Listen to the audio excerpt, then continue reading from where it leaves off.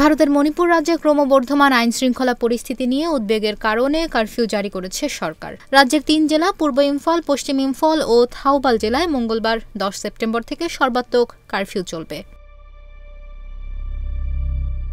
Times of ইন্ডিয়ার খবরে বলা হয়েছে, উত্তর পূর্বাঞ্চলীয় মণিপুর রাজ্যে সহিংসতা নতুন করে বৃদ্ধি পাওয়ায় ৩টি জেলায় অনির্দিষ্টকালের জন্য কারফিউ জারি করা হয়েছে। মঙ্গলবার বেলা ১১টা থেকে এটি বলবৎ হয়েছে। রাজ্যের শান্তি পুনরুদ্ধারের দাবিতে শিক্ষার্থীদের বিক্ষোভের একদিন পরই মণিপুরের এ ৩ জেলায় ১৪৪ ধারা জারি করা হলো। আদেশ অনুযায়ী কারফিউ চলাকালীন বাসিন্দাদের তাদের বাসস্থানের বাইরে চলাচলের ওপর কঠোর বিধিনিষেধ আরোপ করা হয়েছে। প্রাথমিকভাবে ১০ সেপ্টেম্বর ভোর থেকে রাত ১০টা পর্যন্ত কারফিউ শিথিল করা হয়েছিল, কিন্তু পরবর্তী সময়ে পরিস্থিতির অবনতি হওয়ায় বেলা ১১টা থেকে তা আবার কঠোরভাবে কার্যকর করা হয়েছে।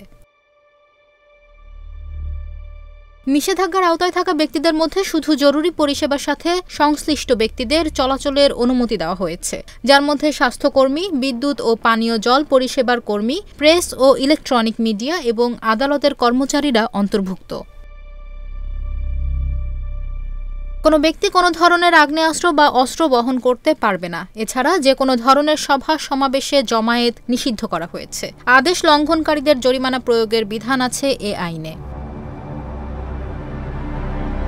সোমবার অল থাওবাল অপুন বা স্টুডেন্ট আয়োজিত একটি সমাবেশের পর এই সিদ্ধান্ত নেন জেলা ম্যাজিস্ট্রেট আহুনথেম সুভাষ সিং।